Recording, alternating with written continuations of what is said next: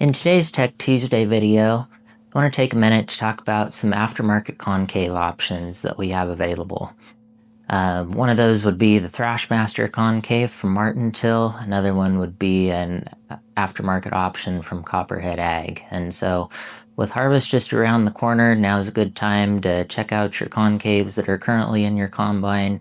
If they need to be replaced or showing some wear, an aftermarket option might be a good fit for you. So want to briefly cover the three main things that I see that these two brands of concaves offer and are common among many other aftermarket concave options. So the first one of those would be that a lot of them offer a solution for multiple crop types.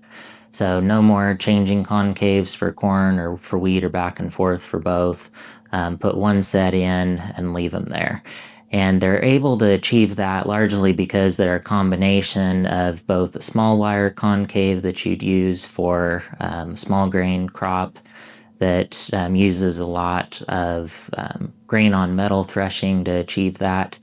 And then also combine that with that large round bar concave that offers more surface area for threshing, and then larger area in the concave for that larger grain to escape and get out and work its way onto the sieves. So another thing that's common among both of them is that they use, again, that modeled more after a large round bar concave than a small wire, and the design of those bars that they use. And so both Thrashmaster's concave and the option from Copperhead Ag use a 90-degree angled cutout in their bar. Martin-Till's is in a hexagon bar. Copperhead Ag's is in a round bar. Benefit behind the Thrashmaster concave from Martin-Till would be that they're using that hexagon bar gives a flat side where that 90-degree notch is cut in, and again, some more surface area there to increase your threshing. The final thing that both of these use would be a cover plate. Copperhead Ag's cover plate is adjustable from 50% to full coverage over that concave. Martin-Till's design uses a cover plate that has different size holes cut in it, either small, medium, or large.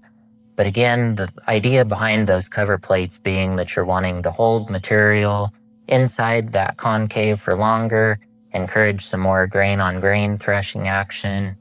And again, since it's modeled more after a large bar concave, make sure that that material is being held in there and not being let out too quickly. So both options offer increased efficiency for your combine, largely because they can run with lower rotor speeds. They're a little bit more aggressive, so we don't need to be being as aggressive with the rotor and the combine.